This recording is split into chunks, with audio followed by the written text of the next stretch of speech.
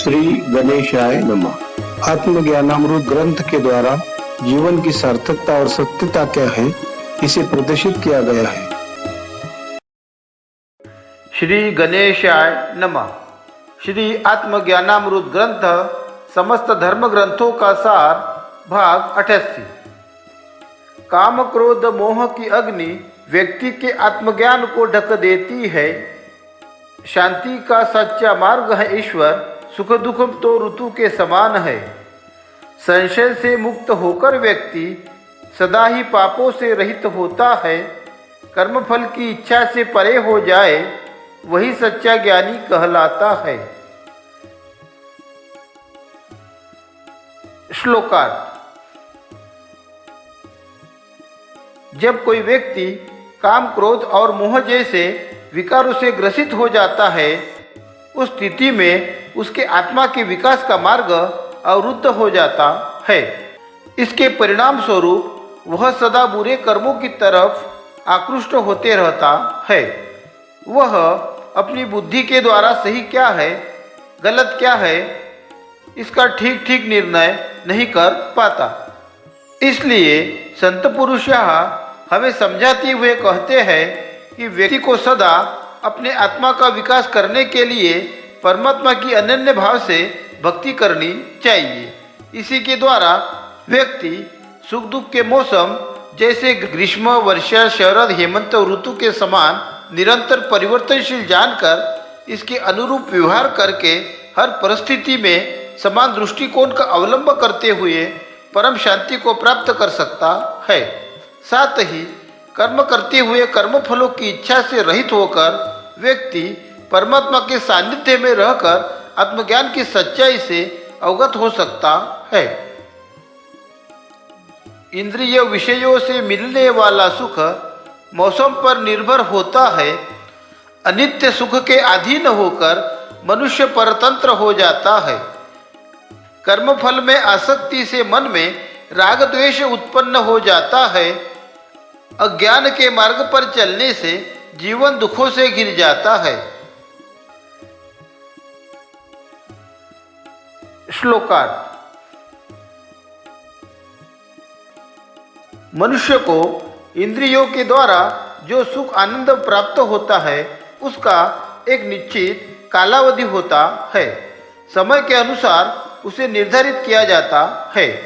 इंद्रियों के द्वारा सुख प्राप्त करने के लिए एक निश्चित समय का इंतजार करना पड़ता है। जैसे गर्मी के दिन चल रहे हैं, उस समय हमें शीतल जल की आवश्यकता होती है, या हमें शीतलता प्रदान करने वाला कोई पदार्थ ही सुखी कर सकता है। अर्थात हर विपरीत परिस्थिति से हटकर हम अपने अनुकूल स्थान तथा वस्तु को प्राप्त करना चाहते हैं।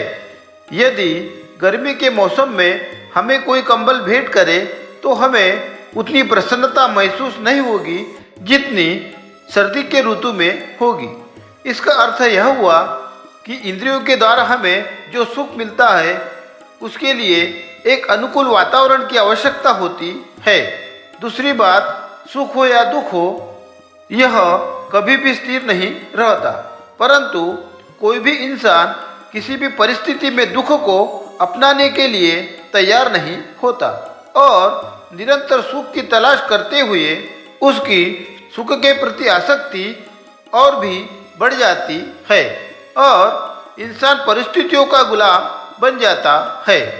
इस प्रकार सुख की खोज में व्यक्ति कर्मफल में आसक्त हो जाता है, जिसके कारण उसके मन पर राग द्वेष जैसे विकार अपना साम्राज्य स्थापित कर लेते हैं। इसी मार्ग पर चलते हुए वह अपनी बुद्धि का सही उपयोग नहीं कर पाता। परिणाम स्वरूप उसका संपूर्ण जीवन दुख तथा तकलीफों से भर जाता है। शरीर और मन बुद्धि तेरी, यह सब माया की निर्मिति है।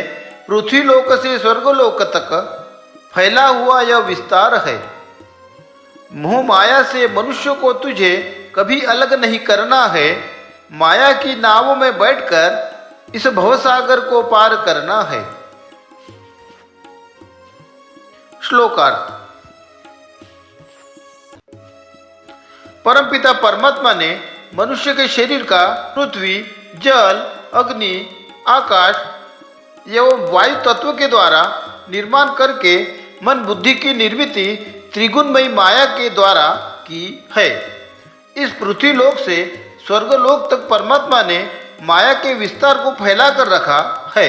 यदि कोई व्यक्ति चाहे कि इस मोहजाल को सदा के लिए छोड़कर मैं दूर कहीं चला जाऊंगा तो भी वह सफल नहीं हो सकता, क्योंकि व्यक्ति सन्यासी बनकर जंगल पहाड़ी पर अपनी कुटिया बनाकर रहने लगे फिर भी उससे संसार पूर्ण तरह से नहीं छूट सकता, क्योंकि उसे खाने के लिए अनाज और पहनने के लिए कपड़े की व्यवस्था तो करनी ही पड़ेगी। इसलिए संत पुरुष कहते हैं कि मनुष्य को मोह माया से कभी भी अलग नहीं करना है, बल्कि मोह रूपी भवसागर से पार जाने के लिए माया की नाव में सवार होकर अर्थात दैनंदिन जीवन की जरूरतों को पूरा करने के लिए कार्य करते हुए नित्य परमात्मा का सिमरन करना चाहिए, क्योंकि यही एक ऐसा मार्ग है जिसका हमेशा अनुसरण करने से मनुष्य परमात्मा के प्रेम को पाने का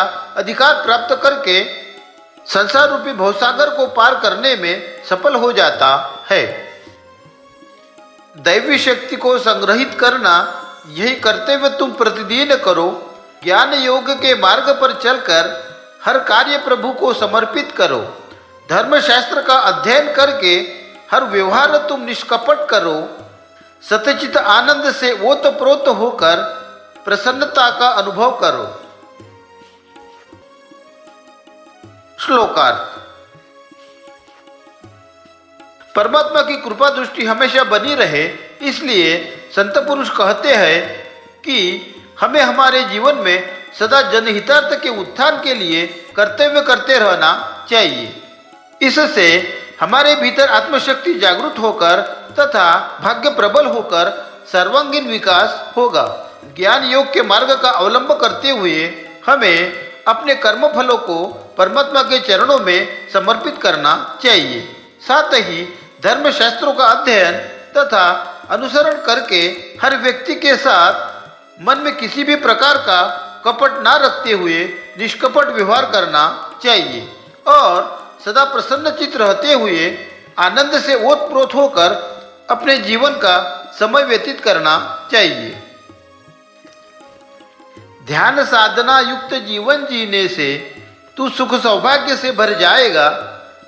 सब्र और संतोष को अपनाने पर तू बंधनों से मुक्त हो जाएगा। बोध प्रगाढ़ होने पर पदार्थ का त्याग अपने आप ही हो जाएगा। मैं और मेरा यह सब मिथ्या है, इस रहस्य को तू समझ जाएगा। श्लोकार्थ।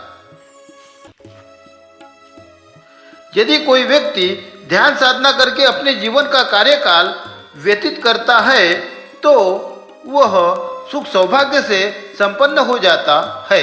साथ ही उसके मन में धीरज है, उसने संतोष रूपी धन को प्राप्त कर लिया है, तो वह संसार के सभी प्रकार के बंधनों से हमेशा के लिए मुक्त हो जाता है। वह आत्मज्ञान को प्राप्त करके सदा परमात्मा के चिंतन में अपने समय को व्यतीत करता है। ऐसा करते रहने से संसार के भौतिक पदार्थ के प्रति उसका आकर्षण समाप्त होकर वह स्वयं ही तृप्त हो जाता है और संसार असत्य है, केवल परमात्मा ही सत्य है, इस ब्रह्म ज्ञान का उसे अनुभव हो जाता है। परमात्मा की सृजन अवस्था का अनुभव प्राप्त करने के लिए आप सभी महानुभावों से विनम्र निवेदन है कि इस वीडियो को अधिक से अधिक लाइक और शेयर करें। धन्यवाद।